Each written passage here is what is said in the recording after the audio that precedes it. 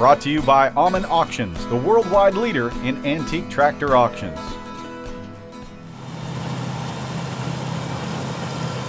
Mike Calsum loves Olivers of all shapes and sizes, but there's one guaranteed way a tractor can stand out from the crowd. What makes me melt like butter is to find a tractor that had been very well taken care of, that exhibits a lot of its original detail. Take, for example, this 1936 Oliver Hart-Parr 70. Unstyled and unrestored, Mike's outstanding Oliver is almost all original. The lion's share of the tractor is still intact original, meaning the side panels and the name decals are still quite original. There was some restoration done to some places on the fenders that were rusted through.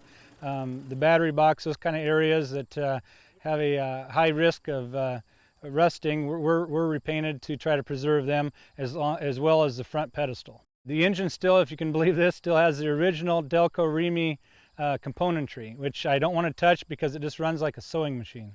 I did go through the engine as far as I resealed it. I put a new clutch in it, new gaskets, and so I freshened it up that way, but as far as being rebuilt, no, I didn't. So I think that the inside reflects as well as the outside, and this is very much a tractor from the mid-30s, the highest caliber you can find, in my opinion. The Model 70 was among the first to feature a 6-cylinder power plant, which set the trend for all tractors of the future.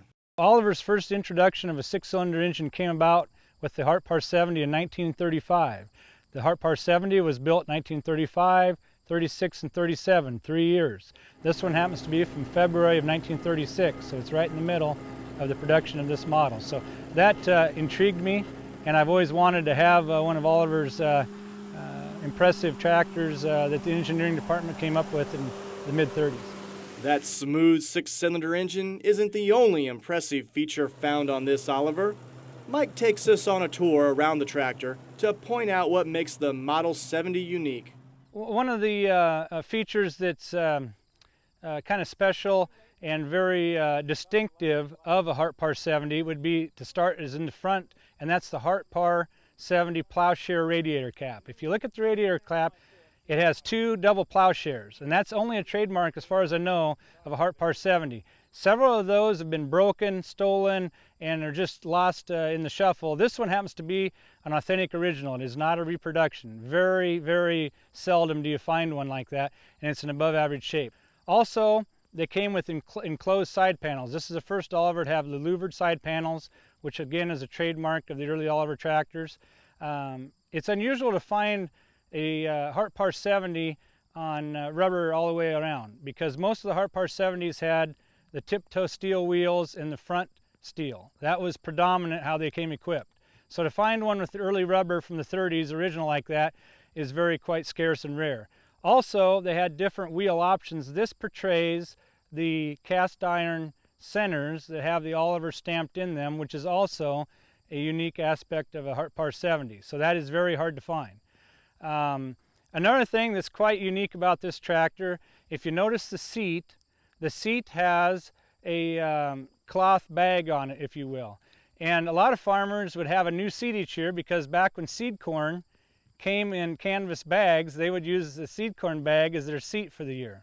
And so that's kind of unique about it. It's made out of spring steel, so it takes a little bit of the shock and bounce away. This tractor also is equipped with a power lift for your centrally mounted tools, such as a cultivator. I guess another thing that's unique about this one, being from 1936, battery ignition and light packages were optional back then.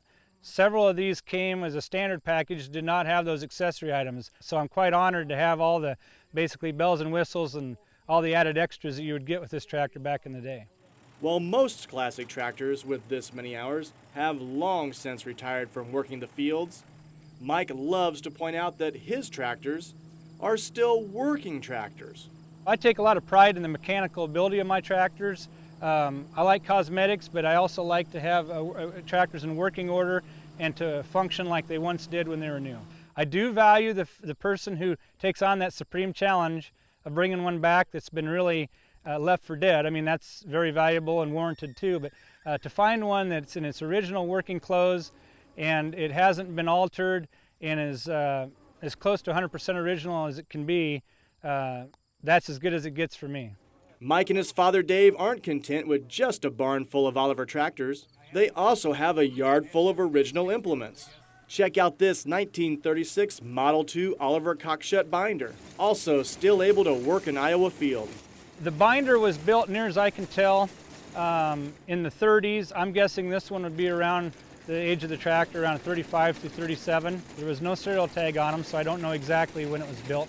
But there again, I'm proud to say that the binder is about 95% original. It's not been repainted, hasn't been restored. We found canvases for it and some PTO parts, but all in all, the binder is quite originally and intact. It's a challenge and an interest and enjoyment for me to try and find out and recreate how farming once was, even on our farm. So to me, I get my thrill out of getting the implements working along with the tractors. So it's not just the tractors that I like to restore, it's also the implements too, and to get them to work correctly.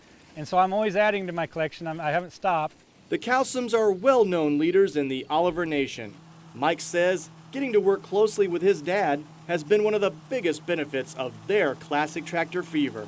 That's another aspect of this hobby, if you will, that has been very gratifying, is to have father-son activity together. Dad enjoys this as much as I do. He's kind of passed the torch of the mechanic's interest. He did a lot of the mechanic work back in the day on the farm, and now that I'm doing myself now. And so it's kind of a partnership, and that has enabled us to get an extensive collection. Dad and I, neither one of us are golfers. We might do some miniature golf now and again, but this is kind of our hobby, our pastime, our interest, passion. And so I think we'll continue with it. We have a lot of fond memories together. We've been to several national shows. We've had the great fortune of being on the Classic Tractor calendar prior to this, and that's a great satisfaction that we can experience together.